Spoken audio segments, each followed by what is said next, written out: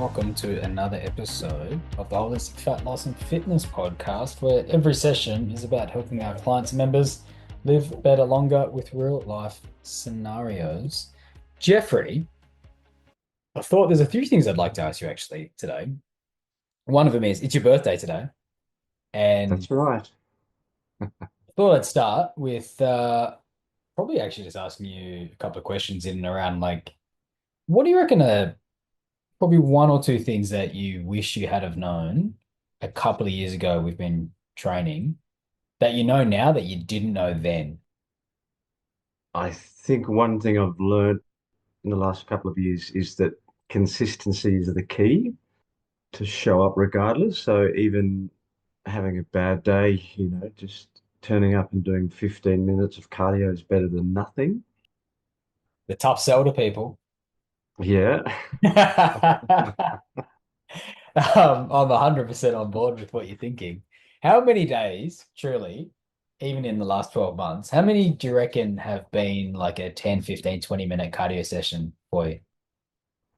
I reckon probably maybe 8 to 10 days where I've turned up like I might be on my way home from work, and I quite literally drive very close to the gym and I'll be like, I don't feel like doing this. I don't feel like showing up, but I'll turn up anyway. I'll do 15, 20 minutes and then head on home. And then at least I can tick that box and say, I did it. Do you ever have a thought in the car of the internal battle of maybe I won't go today. I can't be bothered today. Oh, getting close, and maybe I'll just go home. Yep. How, I how think I think it's heavily like it's contextually important because if I've particularly had a really stressful day at work, or if I'm presenting, which is the other work I do, and you've spent 7.5 hours in front of people talking and keeping up that energy and that positivity, to then not want to just come home and put your feet up and have a glass of wine and watch some Netflix instead. That's the big temptation, rather than actually saying, no, this will be worth it. I truly firmly believe that going home first is not a good idea. Everyone's, oh, I'll just quickly get changed or grab my things, or I'll sit down on the couch for like a minute. A minute turns into, a bit of a Netflix saga, and you're right, like they're having some food or some wine. Yeah, I've never gone home and then come back to the gym ever, not once.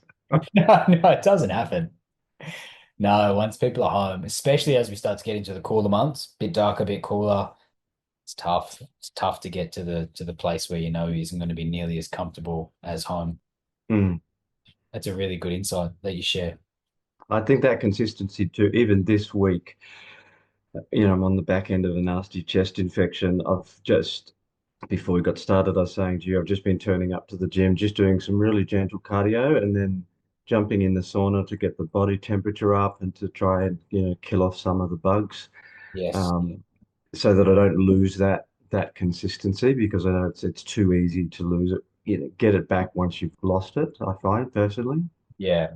And there are real ways. I would say you've done a really good job this week because there's kind of a couple of ways that I see people attack sort of being somewhat under the weather. They either just kind of choose to ignore it and just train exceedingly hard anyway, to varying degrees of success, I'll add. They normally, and sometimes you can get through that week. Like it does happen, but often two things sort of happen. Well, it's kind of the same. They'll just prolong how sick they are. So if what would have been 3 to 4 days, a little bit under the weather, they normally at day 2 or 3 end up really quite unwell and unwell for, instead of 2 or 3 days, like a week and a bit. So people aren't very good at sort of checking their ego and just saying, or reevaluating their goals is probably a better way to view it. And just say, Mm, you know what, I'm a bit unwell. Today I might just, or this next couple of days or this week, I might just give my body the respite it probably needs and the recovery that it probably needs and choose some things that'll help promote that because it's truly what's more beneficial for the body in that week than trying to just really pursue their, gym goals, let's say, whether it's strength or physique or any, building muscle. And that happens a lot that I see. And I think people do it because they think by resting they'll lessen their results. when it's actually counterintuitive. Like you don't get great results when you're under the weather anyway, whether it's just like high amounts of stress or actually, unwell through virus or, illness. But putting your body into a deeper hole and needing to take a couple of weeks off the gym, well, that's definitely going to be detrimental to most people's goals in this place. There were a couple of things you were saying that you did some light cardio. Yeah, just some kind of low end zone two stuff just to get the blood flowing and to get the muscles moving. Yep. How'd you feel off that, like during and after? Oh, good, because I wasn't pushing myself hard at all. And it felt, I almost felt a bit embarrassed, like people would be looking at me like, he's not exercising, he's just taking a stroll on the treadmill. I would say this. So funny how this is for anybody listening. Like, I don't think anybody's looking at anybody else in the gym and cares what they're doing. Like, there'd be some places that do, but not in this place. Like, no one would even realize how fast you're walking, how much you're benching, how much you're squatting. They're too busy doing their own thing. They're either listening to some podcast, hopefully this one, but some podcast, or learning something, or just completely disengaging with music half the time. But we're all pretty self-conscious of things most of the time when I think it's massively unwarranted. Zone two is so good for illness. And there's kind of thresholds, right? If you actually, I'd say for like a light to moderate illness, movement is really beneficial. Anything that kind of goes past the moderate phase is probably just needing rest to some capacity. It really depends on the person and their nature. But depending on who you are, I do love a bit of zone two cardio, if not just under zone two, to really help, whether it's treadmill or outside, doesn't matter. The added benefit you get from outside is that being outdoors in the sunshine tends to help improve people's mood significantly, make them feel better. Just not always that easy to do. But it does a couple of things that is really integral in terms of that helping boost recovery. One of the big ones is that it helps with lymphatic drainage. So your lymph system is actually quite passive and it relies on movement to kind of circulate. Zone two is so amazing. And for those who don't know what zone two is, it's just a form of cardio where your heart rate stays in a certain zone. Normally, sort of that, I guess, 100 to 120, give or take, for most people. And it's really good at giving you all the true endurance-based cardiovascular benefits of cardio with very, very, very little stress placed on the body, both systemically from a high cortisol aspect and joint wise for your ligaments, tendons, and all around joint structures. Like truly, if you're not doing zone two, I would highly recommend incorporating it into your workout regimen weekly or multiple times a week. It's truly that beneficial, I think, and I think it's one of the most underrated fat loss tools as well, and positive mental mood boosters as well. That's part of the reason I've been consistent too, is when you crook and you're stuck at home alone, I think it's very easy to start feeling sorry for yourself and kind of going into man flu mode and. Yeah. But I was listening to Rhonda Patrick, one of her podcasts, Yep. and she quoted, this is part of what drove me to keep turning up this week. She quoted the Dallas bed study where they took a bunch of young, healthy men and they put them in bed for 3 weeks. And their cardiorespiratory decline in that 3 weeks was greater than the average sedentary adult would experience in 30 years. And so I thought, if I take 10 days where I've just, or even a week not getting out and moving, that's going to have a significant impact. So I figured that that was part of what drove me to keep showing up was, well, you're still doing something and it's actually going to be positively impacting your cardiorespiratory system. Oh, 100%. And it's also stays as a part of the behavior that you're doing. Because you take 2 weeks out of any routine, it's reasonably difficult to re-get that routine back. So, like truly, whether it even helped cardiovascularly or not, I would give it a massive thumbs up just because behaviorally it makes so much sense. But it does, and I think people truly undervalue what 10 or 15 minutes of any form of modality can actually do to improve their health. I think they truly overlook how important those 15 minutes could be. Mobility, yoga, breath work, journaling, strength training, cardio, they can all be done. Like, it doesn't have to be a grueling hour of any of them to get the net benefit from them. It does a couple of other things while we're on benefits of it. It helps restore your mitochondrial function, really. So if you get a viral sickness, it really impairs your body's ability to produce energy, really.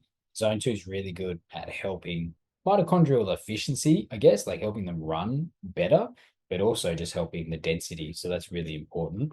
It can help with blood sugar control, but what I actually wanted to do for this component of getting better is it helps activate your parasympathetic tone.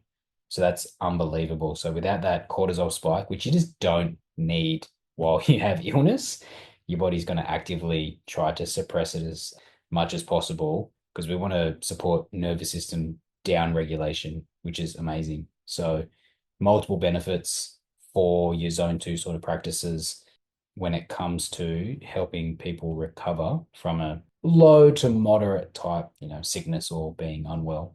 Couldn't tout it enough. And you'll keep your routine, which is also massively important. Viv, welcome to today. What is the question that you have that I can help you with? Hi. I had a question around when we do the measurements, we will go onto the scale, and I'm looking at percentage of fat and I'm looking at percentage of muscle, and my percentage of fat in my body is really, really high compared to anyone that I'm hearing when I talk to others, and I'm beginning to feel uncomfortable about it. So I'm not sure what's good, what's not. From a numbers perspective, Yeah, or yeah. to be fair, it actually changes with age, how the body kind of stores and keeps things. So what, would be quote unquote the range that people would want at 25 would be very different to 50. It's not huge, but there's a couple of percent discrepancies just for how the body operates and to keep people within certain health parameters. Generally speaking, for most women, like we kind of want to get them under 35 as an initial Right. and then under 30. For most men, it would be at least under 25 initially, then under 20. And then there's discrepancy. Under 15 is anything under that is really quite fit. And for the same with most women, anything under 25 is really quite fit. But it's a broad range depending on age, fitness experience and a few things. That's why it's more of a ratio between body fat percentage and someone's current total skeletal muscle mass. And we just want to make sure that the skeletal muscle mass is going up within reason. Everyone will have a amount that they feel comfortable with. You don't just want to endlessly grow it. There's look, feel, functionality. There's a few things at play, but a little bit more on most people is incredibly important. Great for all round, like it'll keep you leaner for longer. So that balance that people are after, it'll help you once you've lost the weight that somebody wants to or the body fat, keep your metabolism high.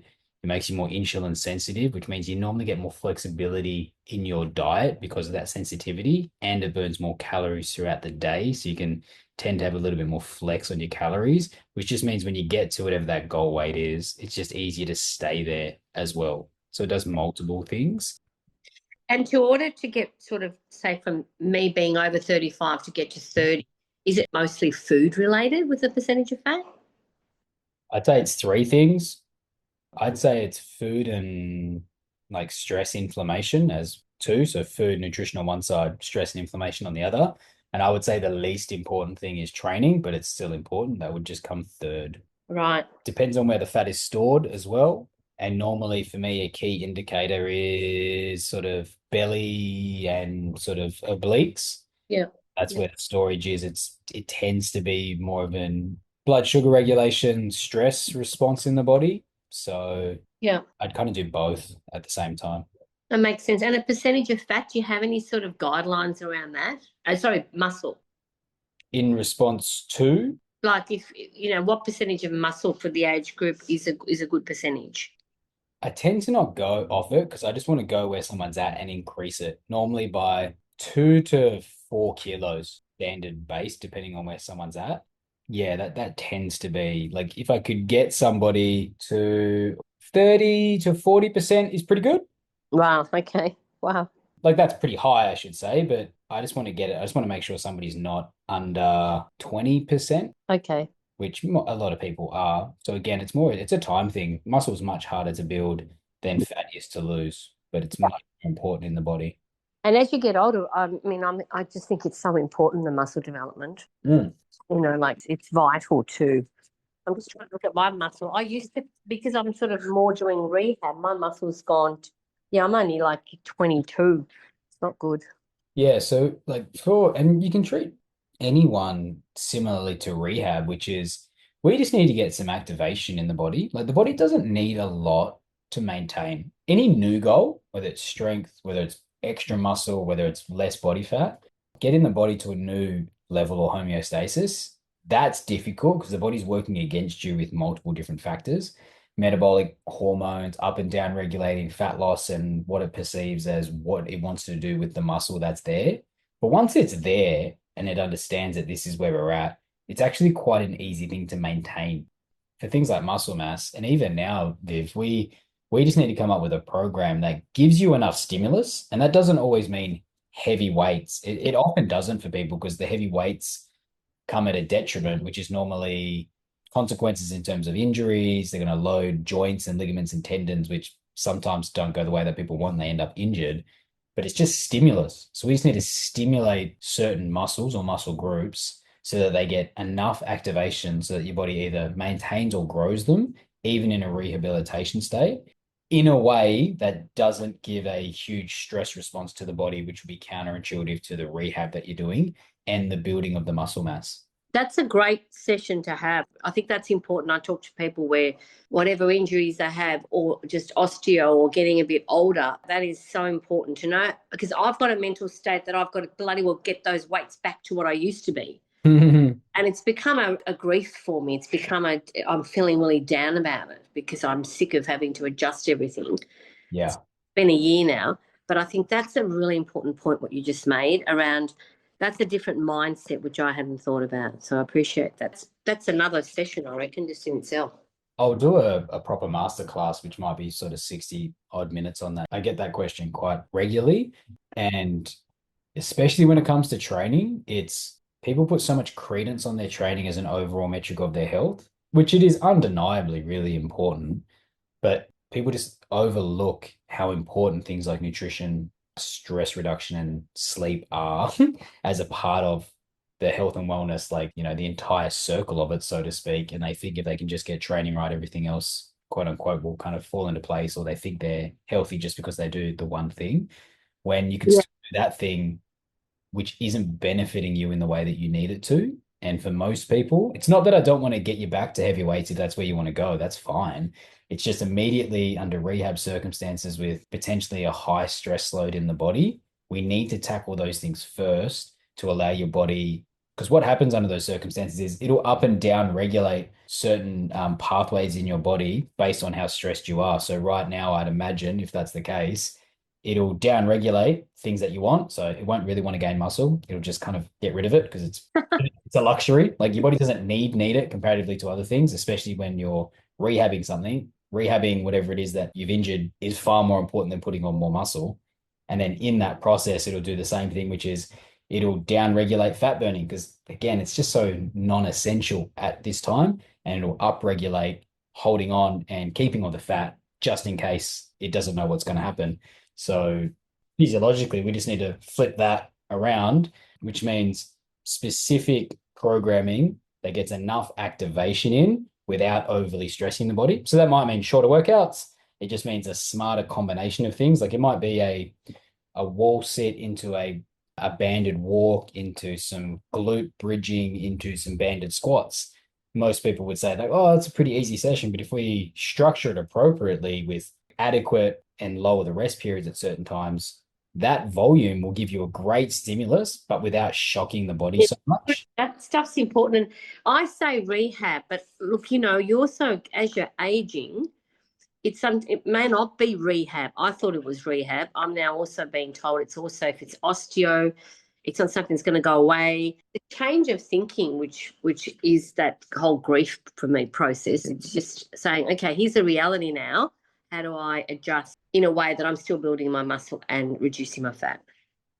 Yeah, and the first point of call would be to reduce as much inflammation and stress in the body because most of the pathways that I know that are upregulated that we don't want stem from both of those as a combination, and they work as a really impressive team that we often don't want. Yeah. You get in front of those, you'd be surprised with how many of the aches, pains, and niggles that you're suffering go away. And then you can Oh, get, absolutely. I was in Europe for 7 weeks, and then I came back and did 3 weeks in Vietnam, and not once did I have an issue. yeah. I mean, if that doesn't summarize coming back to Melbourne with all the issues. Sounds like more holidays and less Melbourne. No, I've got nothing planned for this year. I've done my holidays. I've got to work on this. That's really useful. I can see a whole world, and it won't just impact me. I think whether or not someone is in rehab mode and will get out of it, or whether our body is needing to do things a bit differently than what I'm used to. yeah. And then I would also probably add in a large component of recovery, whether it's mobilization in every evening, whether it's more yoga, more saunas. Yeah. Again, you know, you can overdo it, but in those states, it's like the more somebody can do in the quicker the fashion, just the more you'll reduce that overall inflammation and the better you'll feel, which tends to lead to more motivation and moves to the next portion of someone's program rather than just like once a week, so to speak. Yeah, makes sense. Wonderful. Thanks. Anything else from Geoffrey today? I was just thinking of the whole mindset around muscle maintenance and growth. Just, that's really challenging changing that narrative. I remember a couple of years ago, you literally scoffed at me when I asked you if it was possible to grow muscle in your 50s. And I think we just get this message that if you just get out and walk 3 times a week, that's going to be enough. But certainly, at the very least, trying to maintain that muscle seems so important. My mum told me last week, in the 2 weeks prior to that, she's had 4 falls because she's just really weak and unsteady on her feet. So I've actually convinced her to start. I found a physio that's got some online stuff for seniors.